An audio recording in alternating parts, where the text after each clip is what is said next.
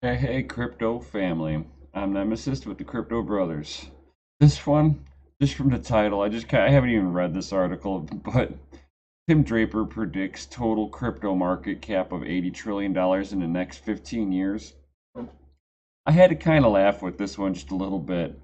Uh, it's like if you can predict something 15 years in advance, that it's like go ahead, try to predict the next time I'm gonna have a fart. That's how ridiculous it is. I mean, I like the idea that he thinks it's going to be 80 trillion. I mean, that would put if it hit 80 trillion, all everything that I have invested in will be to the moon. I'm just saying. But I like how he's thinking big, but it's like let's get into it and see where his thought patterns really are. This one was by Cointelegraph, written by Anna Alexandre.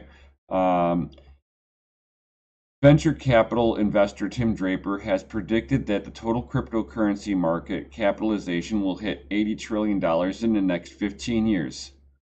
You can't even, I can see you doing a couple of weeks, a few months out in advance, but 15 years, there's nobody that can do it. Uh, According to the news outlet Deal Street Asia, reported on September 14th. Speaking to the Deal Street Asia PEVC Summit in 2018 in Singapore, Draper argued that the significant slide in the cryptocurrency market in recent months is attributed to the people who have not adopted digital currencies as a new asset class. This is true. Draper states that once the people have become more familiar with the technology, it will transform many important industries globally.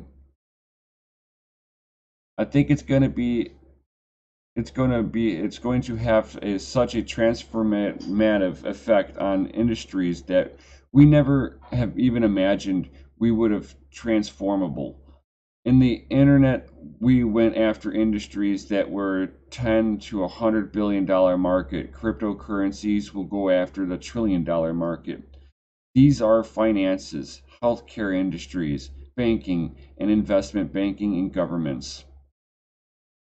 I kind of agree with that. That's where blockchain is going to really kind of help everybody at, but I just don't see it really kind of hit skyrocketing that big unless somebody makes it to where it's like an easy button. You hit a button and it does it. It just automatically does it.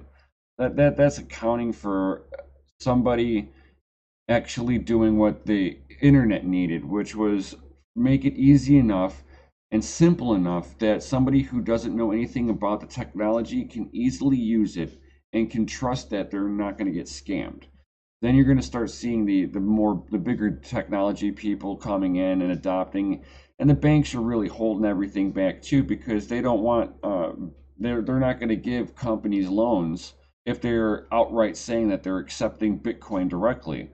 We've actually proven that with a few other companies that have stated that they will accept Bitcoin, and then they have retracted it a few months later, only to bring it back as if they were accepting it through a third party. So a third party intermediary will accept the Bitcoin for you, and they will exchange it for cash and give it to the company.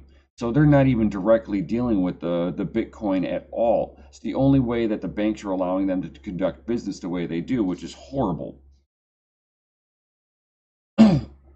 In January 2018, Barron's report that Russell 3000 index, which accounts for 98.5% of the entire US stock market, was worth 30 trillion in the staggering amount of money flowed a successful year in 2017, which the market experienced a 22% returns. That's pretty good. Draper also compared the current state of the crypto market with the early days of the internet, saying, the internet started the same way. It became big in waves and then it kind of came crashing down. And then the next wave comes in concentrated, but much bigger. And I suspect the same will be going on here with Bitcoin. Brian Kelly of CNBC Fast Money compared cryptocurrency to the internet in the 1980s, as well as pointing out that Bitcoin is still in the early stages. Kelly asserted that while he used to see crypto as comparable to the internet in 95, he now understands that better comparison is further back, he added. That's interesting. He's trying to compare Bitcoin to the early day internet, which means that they really foresee us being in the very sliver of the beginning of the early adoption. For all of us here, that's a win. I think this technology is going to work. It's going to be a game changing, but it's in its very early days. So we can have the massive volatility. At the present time, the total crypto market capitalization is around 202 billion according to market cap. It's kind of interesting to see that the bigger companies are really looking into being in the cryptos, but I see that their bigger stonewalls are going to be the banking institutions that are not on board with it yet. Like I was just saying, a lot, if you do your research on it, you'll find the companies that are outright saying that they accept Bitcoin.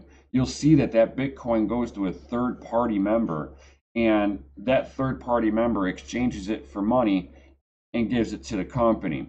So you'll see potential additional fees whenever you're paying for something with Bitcoin, because they've got to account for the transfer rate to get their cash to whatever company that you're buying something off of. Seems like a lot of the banks will not give loans to any company yet that outright say they accept Bitcoin.